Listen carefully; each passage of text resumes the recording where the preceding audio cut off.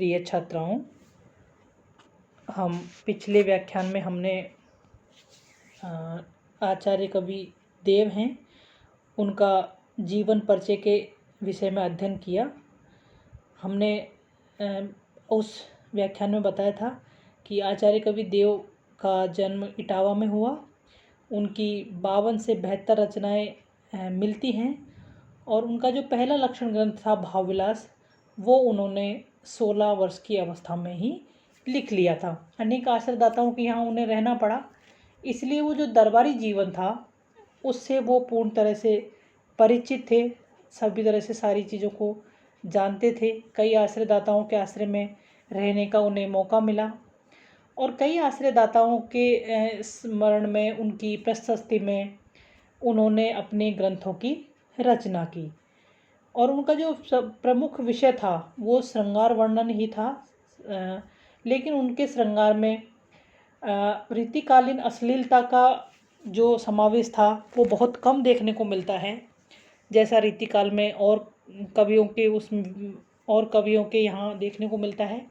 ऐसा कवि देव के उनका जहाँ प्रेम का चित्रण हुआ है वो उदात्त रूप में हुआ है, यानी कि वहाँ अश्लीलता नहीं है, उच्च कोटि का उनका प्रेम है। उसका वर्णन उन्होंने श्रृंगार के दोनों ही संयोग पक्ष और दोनों वियोग पक्ष दोनों ही रूपों में किया है। तो आज के व्याख्यान में हम आचार्य कवि जो देव हैं उनके जो व्याख्याएं हैं उनके विषय में अध्ययन करेंगे।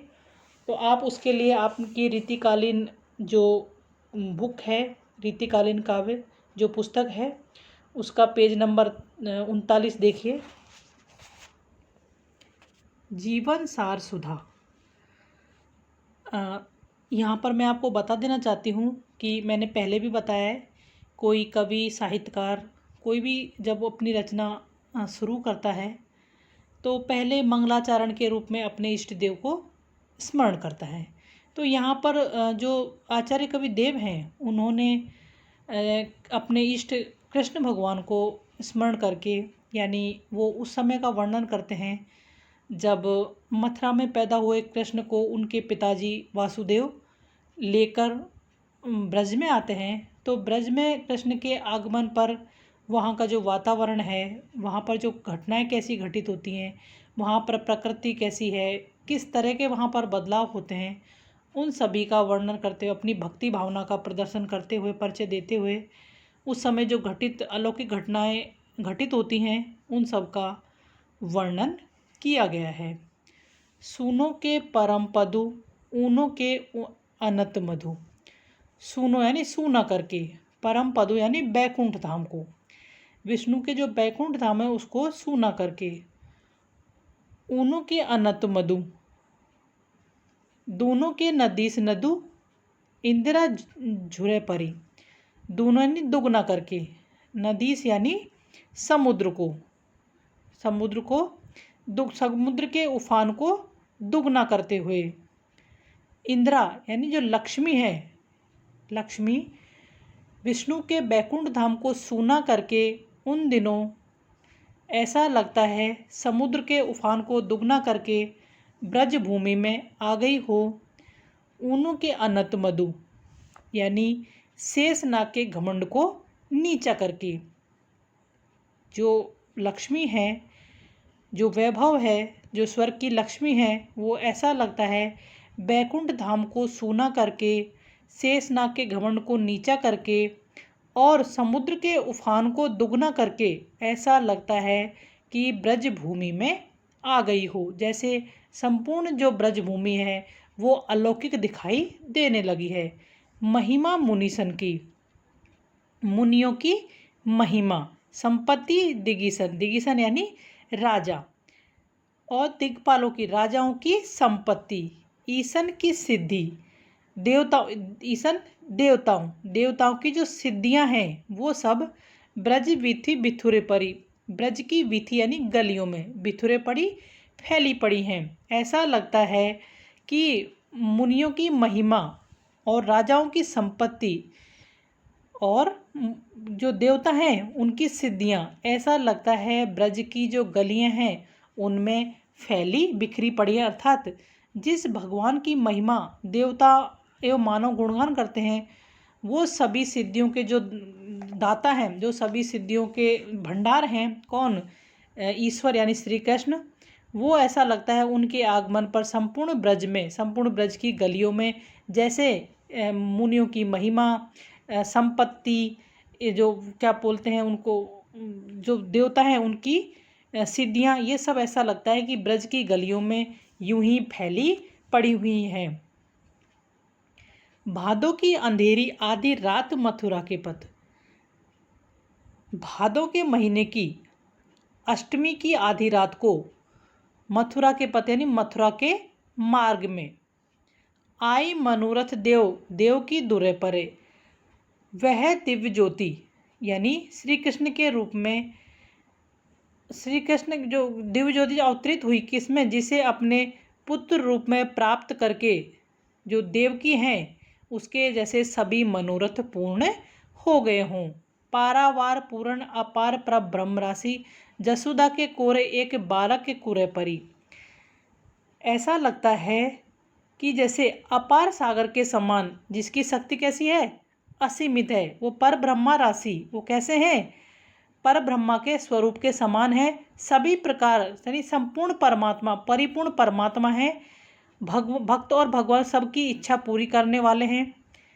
जसुदा के कोरे एक, 12 के कोरे पर, यशोदा के यानी देवकी की कोख से जन्म लेकर यशोदा की गोद में खेलते हुए अपनी लीलाओं से सभी को चमत्कृत करने वाला एक बालक किस में आया है? ब्रज में आया है। तो उसी का जो वर्णन करते हुए, उसी की अलौकिक जो घटनाएं घटित होती हैं ब्रज में, उन्हीं का वर्णन करते हुए जो कवि देव हैं वो यहाँ पर अपनी भक्ति का परिचय इस रूप में देते हैं। डार द्रुम पलना बिछोना नव पल्लव के। अब यहाँ पर जो कवि देव हैं वो ऋतु वर्णन यानी कि किसी के आगमन पर ऋतुओं में किस तरह से परिवर्तन होता है, वो किस तरह से किसी मेहमान का स्वागत करती हैं, इसका वर्णन किया गया है। तो यहाँ पर जो राजा कामदेव हैं, उस बसंत जो ऋतु है उसको राजा कामदेव के बालक के रूप में मानकर उसका वर्णन, उनकी जो क्रियाएं हैं उसका वर्णन करते हुए यहाँ पर उसका वर्णन यहाँ पर किया गया है। डार ध्रुव पलना, कवि देव वर्णन करते हुए कहते हैं डार द्रुम, द्रुम यानी वृक्ष, जो वृक्ष हैं वो अपनी जो कामदेव रूपी राजा हैं, जो बसंत रूपी बालक के लिए वृक्षों का पलना बना गया है। बिछोना नव पल्लव के, और नव यानी नवीन, नए, पल्लव यानी पत्ते, नए पत्तों का बिछोना बनाकर, यानी क्या है? बालक के लिए वृक्षों का पालना बनाकर और नवीन नए पत्तों का बिछोना बनाकर, सुमन यानी फूल, झगुला सोहे, झगुला ये छोटे बच्चों को पहनाने का ये वस्त्र होता है, झबला जिसको बोलते हैं गाँव में। सुमन झगुला सोहे, सोहे यानी सुशोभित होता है। फूलों का जो झगुला है उनके शरीर पर शोभायमान हो रहे हैं। तन छवि भारी दे, ऐसा लगता है उनका जो तन यानी शरीर है वो अत्यधिक सुशोभित, अत्यधिक छवि यानी अत्यधिक सौंदर्यवान हो गया है। पवन झुलावे, ऐसा लगता है कि उस बसंत ऋतु में जो पवन जो चलता है वैसा लगता है जैसे झूला झुला रही हो। केकी कीर बतरावे, केकी मोर और तोता, केकी कीर मोर और तोता, ये ऐसा लगता है कि जैसे उस बालक से बातें पतरावे, बातें कर रहे हों। कोकिल हलावे हुलसावे कर तारीते, कोकिल हलावे, हुलसा, हुलसा यानी प्रसन्न होना। कोयल खुश होकर बोलती है तो ऐसा लगता है कि वह ताली देकर, यानी कोयल जब खुश होकर बोलती है तो ऐसा लगता है कि बच्चे के मन को बहलाने के लिए वो हाथों से ताली बजाने का कार्य कर रही है। पूरित परागसो उतार कर राइलोन, कंज कली नायिका लतान पुचकारी दे। कंज कमल, कमल की जो कली है वो कैसी है? जैसे नायिका के समान है, जो पराग से पूरित होकर, ऐसा लगता है वो नायिका राइलोन, यानी हम किसी की जब नज़र उतारते हैं तो उसको राइलोन कहते हैं। तो ऐसा लगता है वो बसंत रूपी बालक की जो राइलोन कर रही हो। कौन? जो कमल की कली जो नायिका के समान है, जो नायिका है वो कैसी है, पराग से पूरित है, पराग से परिपूर्ण है, वो ऐसा लगता है उस बसंत रूपी बालक के राई लौन कर रही हो। मदन महिपजू को बालक बसंतता ही, मदन कामदेव, कामदेव रूपी राजा का जो बालक है बसंत, प्रातः ही जगावत गुलाब चटकारी दे, ऐसा लगता है गुलाब प्रातःकाल खुश खिलकर उस बालक को जगाने का कार्य करता है। जैसे कि कोई बालक सोता है तो सुबह सुबह वो आलस में रहता है, तो उसे जगाने के लिए हमें कई प्रयत्न करने पड़ते हैं। तो उसी तरह से जो बालक है चटकारी देकर उसको जो बसंत रूपी बालक है किसका, राजा कामदेव का, उसे जगाने का कार्य कर रहे हों। तो यहाँ पर जो क्या बोलते हैं, जो वृक्ष हैं, जो वातावरण है उस पर मानवी जैसे मानव का आरोपण किया गया है, तो मानवीकरण अलंकार है कि जो नायिक क्या है, कमल पर नायिका का आरोप किया गया है।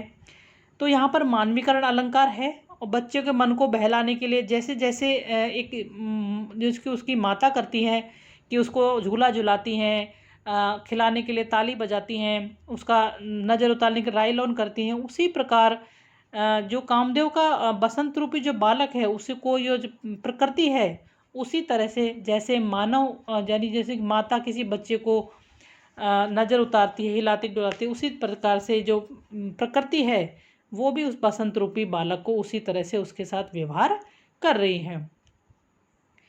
कथा में ना कंथा में, तीरथ में ना पंथा में, पोथी में ना पाथ में, ना हाथ में ना बसीती में। यहाँ पर जो कवि देव हैं वो भक्ति में जो आडंबर होता है उसमें यानी ईश्वर, उनका मानना है कि ईश्वर बाह्य आडंबरों से नहीं मिलता। ईश्वर किससे प्राप्त होता है, ईश्वर हमें विश्वास से, श्रद्धा से, इन्हीं से प्राप्त होता है। तो इसलिए ईश्वर के प्रति आडंबर करने की, आडंबर दिखाने की अनावश्यकता पर बल दिया गया है। कवि वर्णन करते हुए कहते हैं कि ईश्वर ना कथा में मिलता है, कंथा यानी गुदड़ी, ना गुदड़ी में मिलता है, ना तीर्थ स्थान में मिलता है, पंथा में ना कोई पंथ संप्रदाय आदि में प्राप्त होता है, पोथी ना वह किसी धार्मिक ग्रंथों में मिलता है, पाथ यानी कि पवित्र स्थानों पर भी नहीं मिलता, सात बसीती में, और ना ही किसी पवित्र स्थान पर निवास करने पर ही मिलता है। कोई विशेष पद्धति नहीं है जिससे ईश्वर को प्राप्त किया जा सके। जटा में ना मुंडन में, ना जटा धारण करने से मिलता है, ना मुंडन करने से मिलते हैं, ना छापा तिलक लगाने से मिलते हैं, ना त्रिपुंडन में मिलते हैं, नदी कूप कुंडन, ना ही नदी विशेष कुएं कुंड स्नान करने से या फिर दान पूर्ण अनहात यानी कि स्नान करने से, नदी कुएं कुंडन यानी किसी विशेष प्रकार की नदी कुएं कुंड में स्नान करने से भी वो नहीं मिलते दान रीति में, और ना ही किसी दान पुण्य के कार्य करने से भी ईश्वर की प्राप्ति नहीं होती। पीठ मठ मंडल न कुंडल कमंडल में, वह कानों में कुंडल, हाथ में कमंडल अथवा जो माला दंड यानी संन्यास लेने के अर्थात जो बाह्य आडंबर है उन सब से उनकी प्राप्ति नहीं होती। देव देहरे भीति में, वो किसी देवस्थान की दीवार या परकोटे आदि में भी नहीं रहता। आपो ही अपार पारावार प्रभु पूरी करो। जो परमेश्वर हैं वो कैसे हैं, अपार समुद्र की तरह हैं जो सर्वत्र व्याप्त हैं। जो ईश्वर हैं कैसे हैं, अपार समुद्र की तरह हैं जो सर्वत्र ही व्याप्त रहते हैं। पाइये प्रगट परमेश्वर प्रतीति में, स्वयं सर्वत्र निवास करते हैं, वह तो पूर्णतः आस्था विश्वास रखने पर ही पाइए यानी पाते हैं। प्रगट परमेश्वर, जो परमेश्वर हैं उनको हम अपने सामने प्रकट पाते हैं, यानी कि हम प्राप्त कर लेते हैं। कैसे, प्रतीति यानी आस्था और विश्वास में। हम जब उनको प्राप्त करते हैं तो कब करते हैं, जब हमारे मन में उनके प्रति पूर्ण आस्था हो, पूर्ण विश्वास हो, पूर्ण श्रद्धा हो। जब माला छापा तिलक, यानी कबीर ने भी कहा है कि जब माला छापा तिलक सरे न एको काम, मन कांचे नाचे वृथा सांचे राचे राम। हमें ईश्वर की प्राप्ति, मन अगर सच्चा है तो ही ईश्वर की प्राप्ति होती है। जप करने से, माला फेरने से, छापा तिलक लगाने से, यानी किसी से भी, किसी पंथ विशेष से मुंडन करने से या तिलक लगाने से, किसी नदी विशेष, कुएं विशेष में अनहत यानी स्नान करने से, या फिर दान पुण्य से, यानी जो ये भक्ति के लिए ये जो मठ आदि स्थापित होते हैं ना, इनसे, ना कमंडल से, ना मुंडन या कुंडल धारण करने से, यानी किसी से भी ईश्वर की प्राप्ति नहीं होती। हमें ईश्वर की प्राप्ति बाह्य आडंबरों का परित्याग करके अगर ईश्वर को सच्चे मन से, सच्ची श्रद्धा से अगर हम उसका स्मरण करेंगे तो ही हमें ईश्वर की प्राप्ति होती है।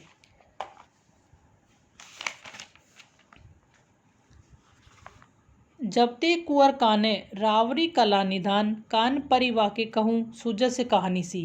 यहाँ पर जो श्री कृष्ण की जो राधा हैं उनकी स्थिति का, यानी श्री कृष्ण के बारे में जानकर, उनके बारे में सुनकर श्री राधा की जो स्थिति होती है, उसकी जो विचित्र प्रकार की जो स्थिति है, उसका वर्णन यहाँ पर किया गया है। कवि देव वर्णन करते हुए कहते हैं कि जब ते कुंवर काने रावरी कला निदान, कान परिवा के कहूँ सुजस कहानी सी। कि जब से आपके सुयश, जब से आपके यश की कहानी राधा ने सुनी है, तब से ही वह कभी हे कला निधान, हे कला के सागर, रावरी यानी आपकी, जब ते यानी जब से, कुंवर कान्हा, हे कुंवर कान्हा, हे कान्हा तुम कैसे हो, कला के भंडार हो। जब से तुम्हारे यश की कहानी उसके कानों में पड़ी है, यानी जब से तुम्हारे यश की कहानी राधा ने सुनी है, तभी ही ते वह देखी देवता सी हंसत सी।